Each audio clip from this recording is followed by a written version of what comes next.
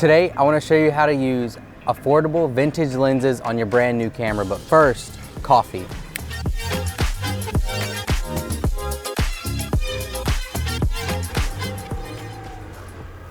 Okay, so we're gonna start with the 50 mil right now. So this is the vintage 50 mil with this little twist. You add an adapter to your camera and then line the colors up and then twist it on. It is manual focus and it has a manual aperture on it. Lens number 2, this is a 75 to 205. You focus here, you have your aperture ring, and then you can zoom out and zoom back in. Guess I'll wait.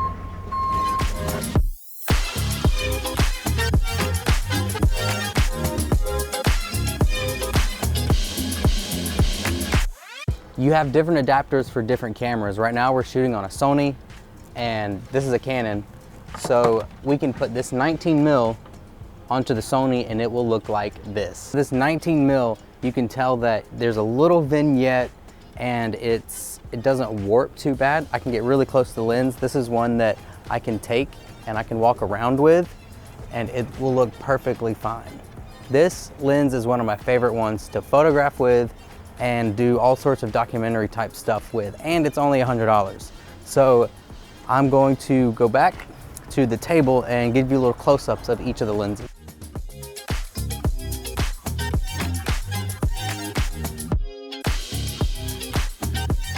All right, we are back home. I'm going to stick this bad boy on a tripod, switch lenses out, and then we'll take a look at all these vintage lenses. Before we get into these lenses, be sure to stick around to the end of this video to find out where you can buy these adapters and the best places to find these lenses really cheap. First things first is the 19 millimeter. I love this lens. I think it has a really unique look to it, and I personally love wide and vignetted images, so I just love the way this looks with documentary style photos or even a documentary that you're shooting. I think it adds a really interesting feel to it. The biggest thing about these types of lenses, like as you can see, I have two different 50 millimeters here, is they have different looks to them. Both of these 50 millimeters look very different. And a lot of that has to do with just them being so old that they have different impurities in them. So the glass ends up changing just a little bit. So your image looks a little different and can often have a film look to it. Especially this has a very film look to it. All of them are really sharp. They have nice glass in them. The problem is that they can look very different. Like I had a 50 mil like this that had a whole lot of spots in it, so I couldn't use it very often because it had impure spots, little dots, dirt, really. It was just dust stuck in between the glass, so I couldn't use it. It's just sitting in there somewhere. Now I have two 50 millimeter lenses. The reason I do is because they look very different. Like you can see this picture here has kind of a dreamy look to it, almost like a film is on it, and this picture here does not. It's just kind of a little more clean. I will say that the bokeh on this lens has an interesting pattern to it that I noticed. Could just be seeing things, but it looks interesting to me, which is one of the reasons I love shooting with this lens. I've taken some really cool looking portraits with it, as you can see here, that are really interesting and they have an interesting almost feel to them. You can tell that it's digital, but it still feels film-like. This lens, I actually took this to the Dominican Republic with me and got some interesting pictures with it. It is incredibly difficult to use just because by the time you get to 205 and trying to focus all handheld with no image stabilization, it just shakes really bad. So it's really hard to get good images with it, but when you do, they look amazing. It has a really cool depth of field, even though this is at 3.8 to 22. Even at 3.8, by the time you start zooming out, it looks really, really cool. As you can see, I got a couple pictures with it today. All right, last thing.